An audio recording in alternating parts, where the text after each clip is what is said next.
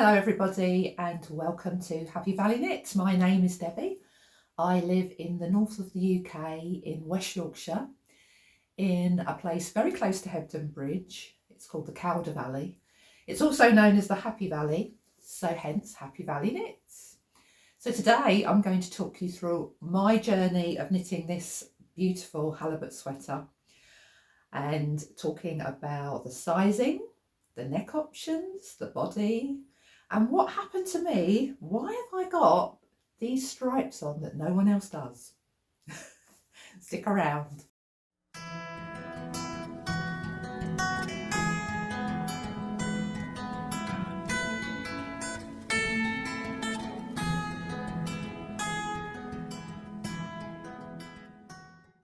All right guys, so I do love a colourwork sweater.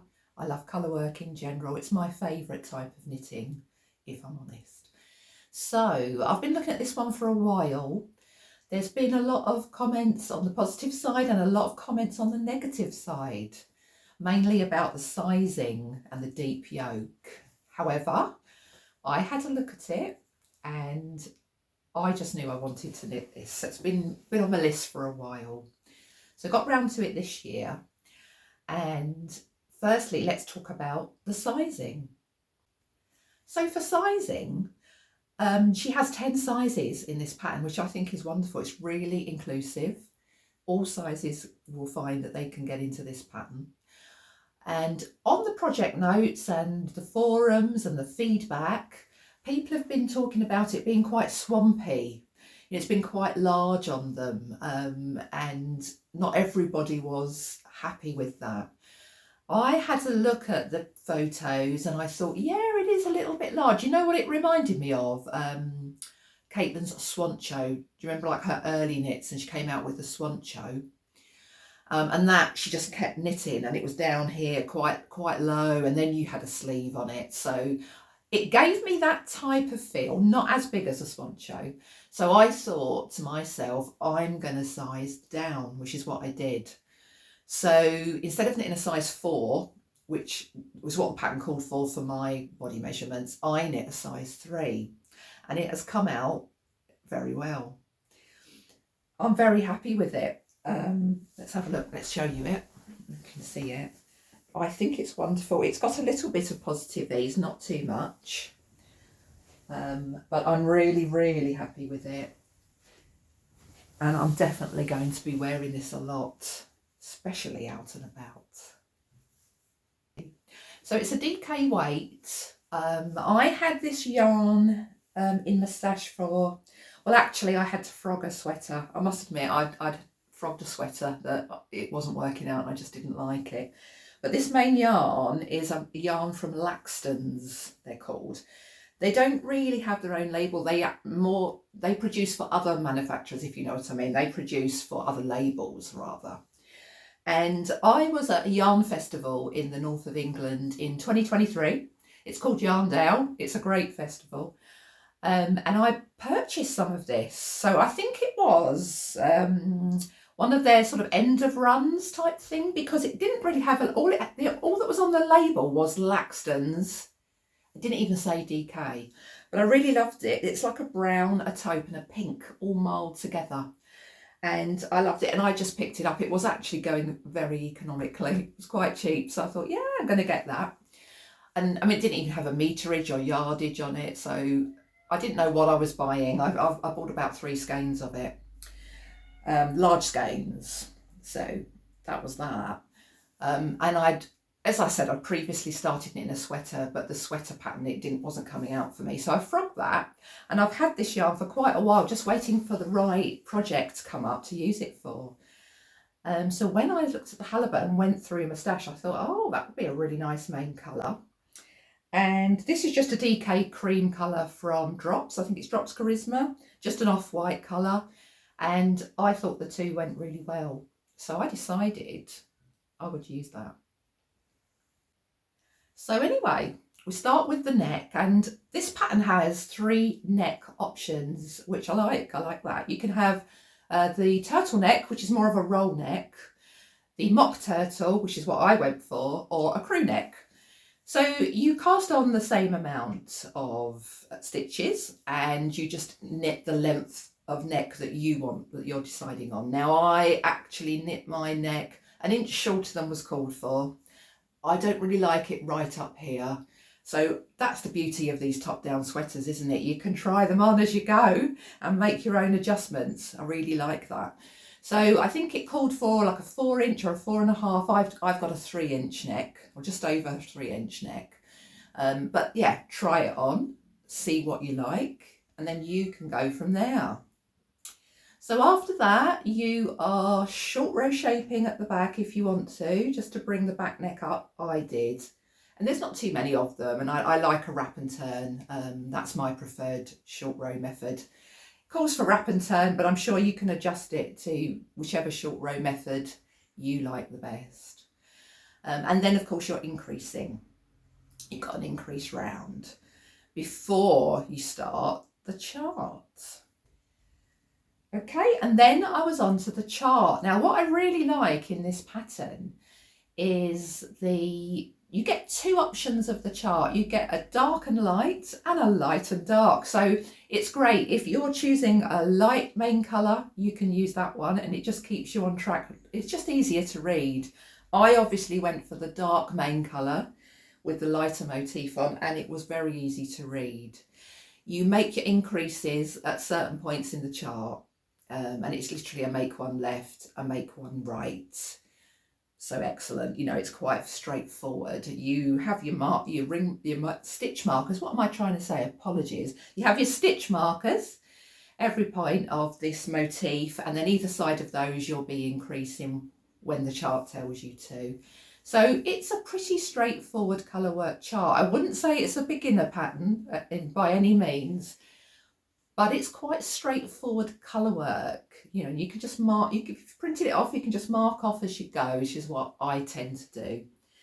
And I was well away then doing the colour work, and I was then having to consider the deep yoke. Okay, so there's no getting away from it. This pattern has a deep yoke, so that has to be considered. Now I know quite a few people have recharted so they can split for the sleeves earlier up. I didn't have to do that. However, I'm 5'9". The designer's 5'5". So, and she tells you that in the pattern, so you can kind of consider what's going on. But personally, I wouldn't split earlier than the deep yoke. I think you just need to choose the right sizing for you. And if you're a bit worried about it, even go down a needle size, I would recommend. As you can see, this is only about an inch more than I would usually split for a sleeve. And I like it. I quite like that oversized feel. It's not something that bothers me, but if you think that's going to bother you, it might not be the right chart for you. So just bear that in mind. I carried on, and when I got to the bottom of the chart, I think there were a few more rows. Well, I just did 1 row in the main colour and then I split. So I did split a little bit early, but not very much. And I think that's given me, for me, a great size. However, remember, I went down a size. So if I hadn't have done it, would be quite swampy. So you have to just decide, do I want a really nice big oversized boxy type of feel, or should I downsize? So after I split for the sleeves, you're just working on the body in stockinette. So that's fairly straightforward. You're working away. However, something happened to me, which I'm going to show you now. I started getting slightly worried that I was going to run out of this main yarn and I couldn't get another one. So let's take a little look at a clip here that shows you what happened. So yes, I needed a solution for my sweater. I'd done all this wonderful colour work and there was no way I was not going to complete this sweater. But I did need a solution. I was wondering whether to use this creamy colour at the bottom. But I thought, no, it's just too bright. It's wonderful for the fish, but it'd be too bright, say in stripes or whatever at the bottom. But I went through my stash and I did find a nice taupe that I thought would blend in quite nicely with it.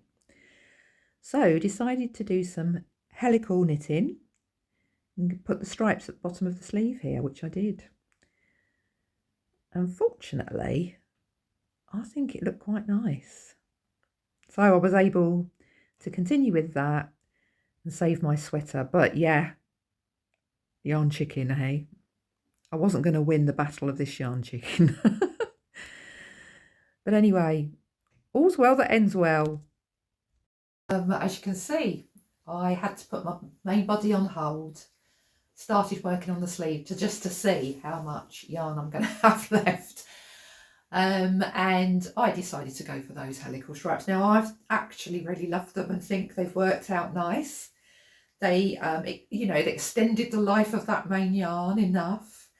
I did end up frogging a bit of the body. I went back up from the rib and put the helical stripes in again because I wanted it to balance out. I'm sure you can see. I wanted it to balance out nicely with the sleeves, and I think it did. I think it's worked out very nicely, and I've got quite a unique sweater now, haven't I, for myself?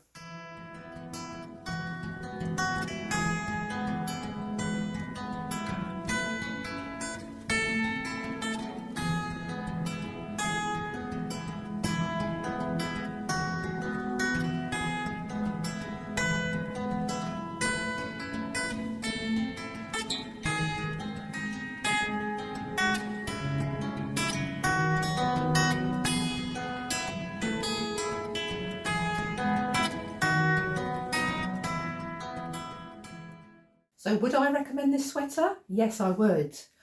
What I would say is, though, you should have some experience of circular yokes, colour work, and how to adjust them to your body shape. I wouldn't go in with limited experience on this one unless you're happy to have a very sort of large, deep yoked sweater. And that is a lovely style. I actually do think that suits a lot of people. So yes, I would recommend it. That's going to be it for today on this sweater. However, I've got something to show you. My next project, I have cast on a ranunculus, and it's my very first ranunculus. And I am making what I'm calling my Christmas sweater this year. So it's red. I'm holding a finger in weight and a mohair strand together. Knitting on the 6mm needle that it's called for. But I'm doing something a bit different at the bottom, if you can see. I am making a tartan-esque pattern at the bottom. So I'm going to have some horizontal stripes of dark red, the light red, with a small bit of green in between. And then afterwards I'm going to put the vertical lines on and make it like a tartan top. And also on the bottom of the sleeves I'll be doing that as well. I then may even put a few nice little tiny tartan bows around, which I think will be really cute at the top here to like bring that together using tartan ribbon. So yeah, I will bring you that video when that is complete and you can see what you think about my version of the ranunculus. Okay, well look guys, I'm so happy that you're here, that you've joined me. Thank you so much for your time in watching. Do subscribe to the channel and give me a thumbs up to help me out, just spread the word. And until next time, enjoy your knitting and I hope you get a lot of knitting time. See you soon.